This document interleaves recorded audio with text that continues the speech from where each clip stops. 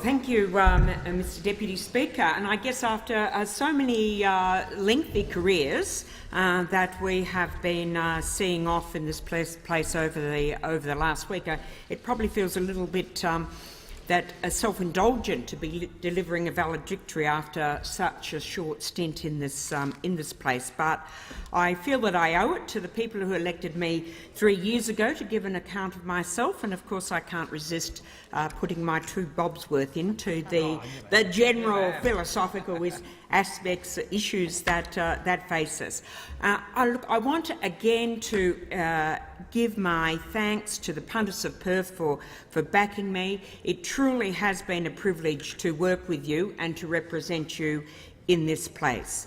And I like to think that I've thrown everything at ensuring that you have a voice in this place. And it's also great to have had a role representing our great state of Western Australia more generally. And I agree that I believe I have done that enthusiastically, sometimes to the chagrin of some of my colleagues from other states. But that is absolutely necessary. So why am I going? Well, some of you will be aware that I had been happily ensconced as the Mayor of Vincent when I was asked to stand for Perth shortly before the last election, after the much-respected Stephen Smith unexpectedly retired. And I was a little hesitant, but I agreed to do it for a number of reasons, including the fact that I felt I owed it to the party, which had given me the great opportunities, to make sure that we held that critical seat of Perth and that we could rebuild our party in Western Australia. And secondly, I knew that dealing with climate change is the great moral challenge of our time, and that was at the very heart of the contest at that election. And I did manage to hold on that seat for Labor, and I can take some pride in being part of the team that has seen off a great, but certainly not the only, political obstacle to meeting that moral challenge of climate change. And I also take some pride in the campaigns against some of the very dark places to which this country was being taken in the first 2 years of the current government, and also our campaigns in seeing off much of the destructive 2014 budget. But these battles aren't over. It's extraordinary that last night's budget made no reference or no commitment to tackling climate change. I mean, how can you have an economic plan that ignores the greatest economic threat to our country? Now, given this, if I'd been at the start of my political career, I would have been very excited at the opportunities that I've been given. You can never complain about being given the great honour of being elected to this place, and I absolutely love the job when I'm out and about. But I don't think I have been able to influence policy to the extent that I need to keep my motivation up. So I will hand on the baton to the very able Labor candidate Tim Hammond, who will have more time to patiently build up influence in this place. And I am certain that Tim will join the long line of members for Perth that include, in my lifetime, Tom Burke, Joe Berenson, Rick Charlesworth and, of course, Stephen Smith, all of whom have served in this place with great distinction. And I'm very pleased that we are fielding a fantastic Labor team at the next election, led by Patrick Dodson, of whom we are also very proud. And I'll be working very hard to see Anne Arley, Matt Keogh and Tammy Solinek, all people I highly regard, elected to this place. But I do want to say I think that there is a problem with the way we distribute power within this parliament and within the major parties. I have to be frank, I think often in this place it feels like one is just an extra in the pyramid building scenes of that Ben-Hur blockbuster. You remember all those little people that just buried around? Look, I'm realistic. I absolutely understand there will always be a decision-making hierarchy, but I do believe that members should be considered more than just bums on seats. And I do think even within our parliamentary system that we have other parliaments where members are accorded a greater and a stronger role. At the highest level, and I think this is an issue that was raised by Member for Fremantle this morning, just the critical issues like war powers. These are issues where there should be engagement with the Parliament. But at a day-to-day level, there are parliamentary structures that could be so much better to give members more of a role in this place, a greater role than being an extra. I mean, other parliaments, for example, where backbenchers can raise grievances with ministers that ministers must respond to, where bills undergo a consideration in detail process, which is actually consideration in detail, and where ministers actually respond to questions raised by members. And likewise with the estimates process, which I have to say in this place is a meaningless farce. We have delays in answering questions in writing, a culture of resisting the release of documents, which makes it very difficult to do the forensic work that enhances accountability. And the committees, as advisory committees to the minister, really largely fail to provide any greater accountability in government. So I think that there are a number, even just at the edges, there are a number of processes that really can be changed to ensure that being a member in this place is more meaningful and that does give more people the opportunity to participate. But of course it is also a cultural change that I believe has to be made across the party hierarchy to ensure that we respect and share and allow all members to really share in the engagement in the contest of ideas in this place. But I do want to say that about the committees, although I think that they are a pale copy of what they should be under the Westminster process, that they can help educate members about important matters. And you're on a committee and you get to see a great many people and see details about this country that are important in ensuring that we know more about the community that we're representing. And under the right leadership, committees can create a collegiality across party lines. And I think that that collegiality is indeed very important if we are to persuade the public that this place is truly a forum for the contest of ideas and not just a bad rerun of Celebrity Survivor. And we are going to have to do more to transform our parliament. Now, outside our parliament, collaboration is the new normal. Now, you all know we all get up here in this place and we really like to talk about how we see collaboration and innovation occurring in our community and in the private sector. But we are very much, in my view, in danger of becoming irrelevant if we stick with our unreformed 20th century adversarial model. Now, I know it's not easy to make profound structural changes to the way in which we do government. But as I say, as we demand innovation and agility from the private sector, as we demand innovation and agility from the community generally, we must acknowledge that we need to change, that we are simply not optimising the performance of those in this place, and we are discouraging many other talented Australians of goodwill from joining us. We have stuck doggedly to structures devised more than a century ago with an odd tweak here and there.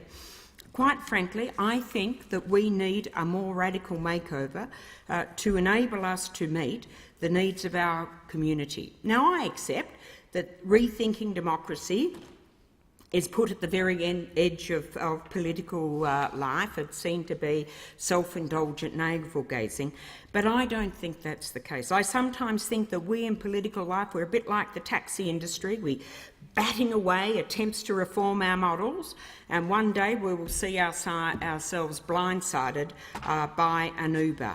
We truly risk losing our community's commitment to democracy unless we are able to do democracy better. And I do hope that the Parliamentary Friends of Democratic Renewal, which I co-convene with the very bipartisan Craig Laundy, will continue in some form, because we can do better and we must do better. And I want to particularly commend Luca Bongiorno Neves for his very generous support of the New Democracy movement. And although this is somewhat an unfashionable cause, I think it is one that is critical that we address. Because we are going to have to do a lot better to deal with the great challenges to our civilisations that will accelerate over the next 20 years. And it's not just climate change, but it's the new social landscape that technology and science is creating. Can I just interrupt the member for a moment to explain to the general public this is your valedictory speech for the thousands of people that are watching it. This is the member for Perth's valedictory address. Thank you. So it is an exciting time generally to be an Australian, but there are very real challenges, in particular to ensure that as more tasks, skilled and unskilled, can be performed without human labour, how we distribute the fruits of that productivity. How are we going to be able to protect the dignity and the livelihoods of each citizen when the demand for labour is radically declines? This will require a dramatic remake of our economic structures and big thinking. And I'm not sure that we have really commenced that task, or that we are aware of how rapidly that challenge will come upon us. There are many things I feel that I have left unfinished. One is the need to grasp the nettle, to respect that most Australians want the opportunity to die with dignity, and that it is wrong that we deny them that right. And I know that there are colleagues on all sides who will continue this fight, and I want to acknowledge the work in particular of Dr. Richard Di Natale in that regard, and I can assure him that I will be supporting this cause from the outside. But let me also reflect on some of the happier stuff. Some of the best parts of the job have been getting around this beautiful country, seeing the creativity and enterprise and compassion of so many people, meeting people like the Ruska brothers in the Northern Territory, Aboriginal entrepreneurs, creating extraordinary opportunities for Aboriginal people to carve out independence while maintaining culture, meeting Australian manufacturers like Hoffman Engineering and the Centre for Advanced Transport and Engineering Research in Perth, an outfit that produces ultrasonic rail testing equipment for around the world, Red Arc in Adelaide, Texture Technologies in Melbourne, all of whom are exporting sophisticated, innovative products around the world. And it gives me great confidence that we can be a manufacturing nation. We need to support our manufacturers, and again, I'm proud to have been on the team that has fought hard to ensure that we use our defence procurement to maximise capacity in building an Australian industry. We just need to make sure that West Australia gets its fair share, and a state Labor government will help us wrest some of these projects back from South Australia, and I'm sure my colleagues, including the member for Forrest on the other side, will support us in that.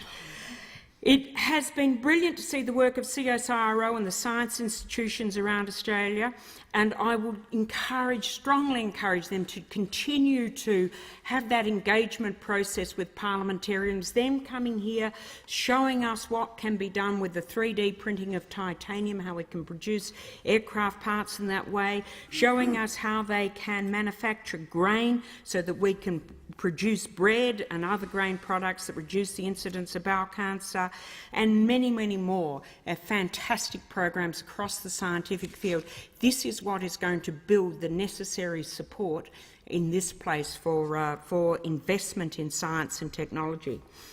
And travelling around, seeing the great visions in our agricultural areas, Jack Burton and Yida, Bruce Chung of Pilbara Beef and Pardu Station, the Kimberley Agricultural Investment Group in Kununurra, who are really doing amazing things, focusing on profit, scientific research, strategic positioning within marketplaces to ensure that we have not just an industry that produces commodities, but that we value add and that we are marketing Australian food, not just an Australian commodity. And also, I want to acknowledge the work that we have done with union members and their officials, and we see a lot of negativity about our union leaders touted in this place, but overwhelmingly these are people that have a passionate commitment to Australian industry and an absolute passionate interest in ensuring decency in the workplace. These are overwhelmingly good people, and many of whom are also doing fantastic work in the international space. And I want to give a special mention to the TWU, because I have a very strong and long history with the Vietnamese community, and I think it's fantastic to be able to see the work that they've been doing with Vietnamese unions to help them gain justice and human rights for the people in Vietnam.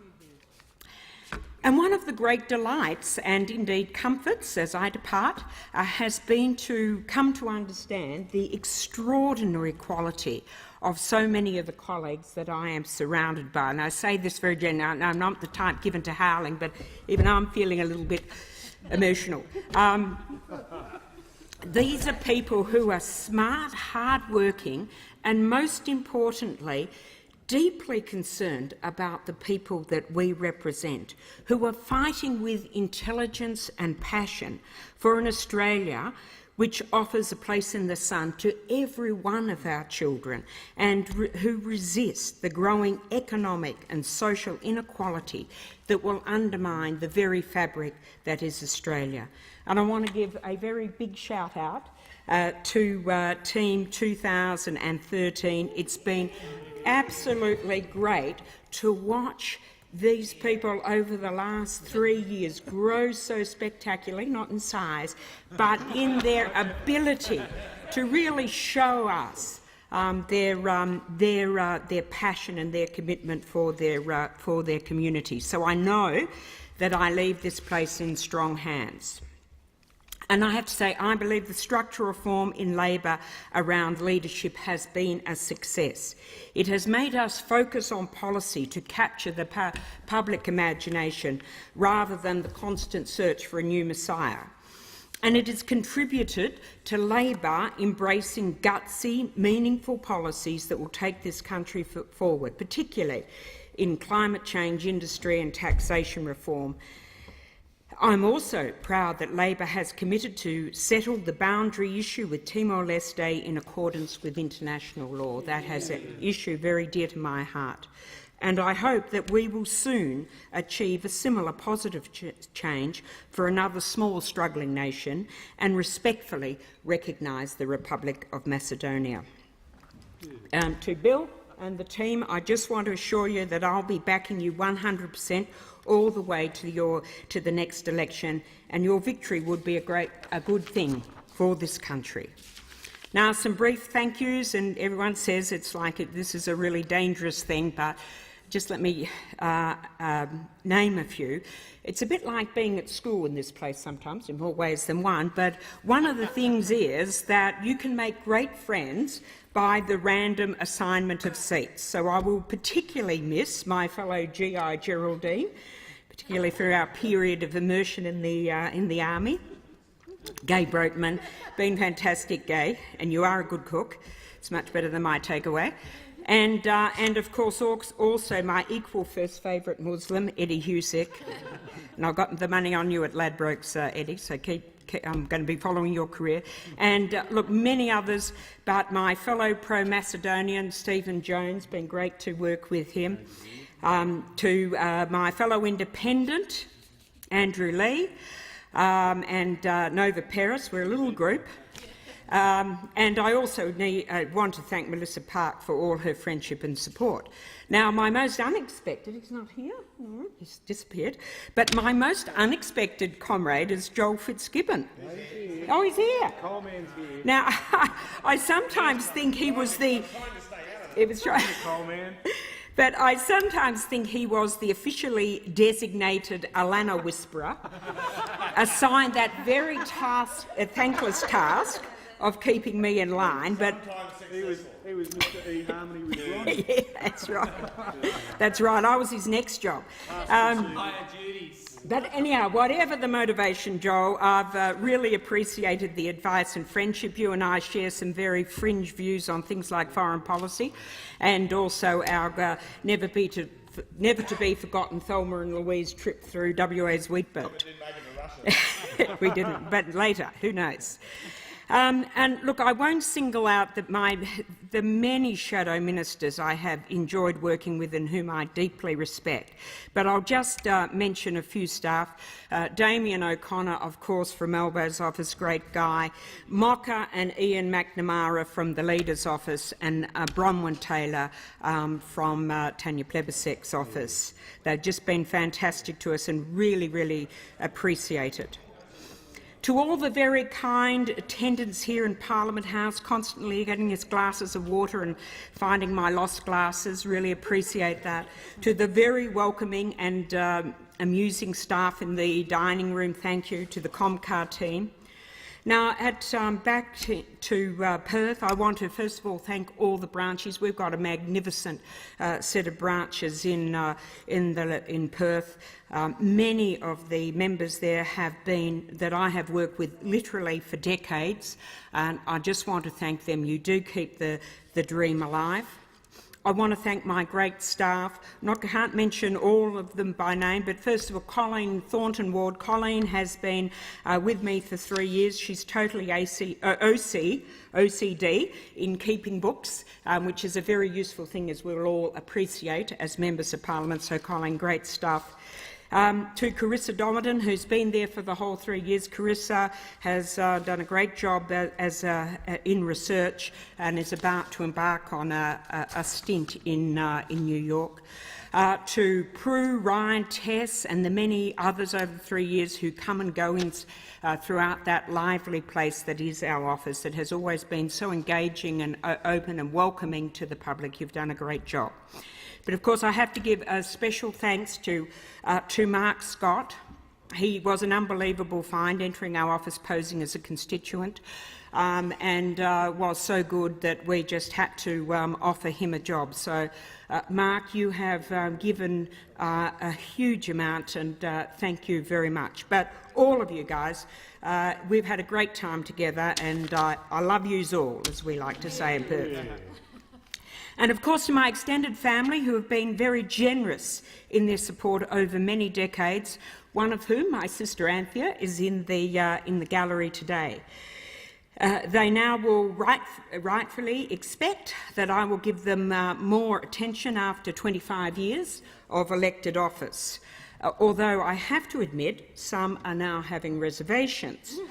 Now, my grandson Atlas was confidently telling me on Sunday as I was leaving that I was leaving Parliament to spend more time with him. And I had to say, well, kid, be careful what you wish for.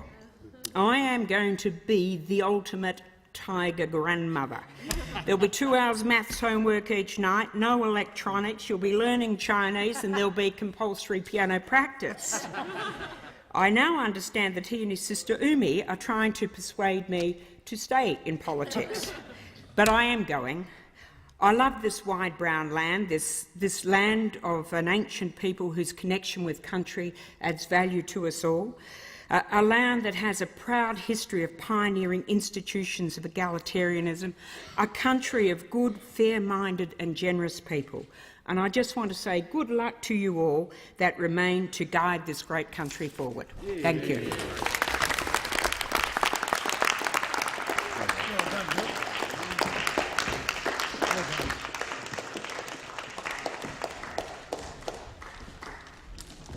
I thank the member for Perth.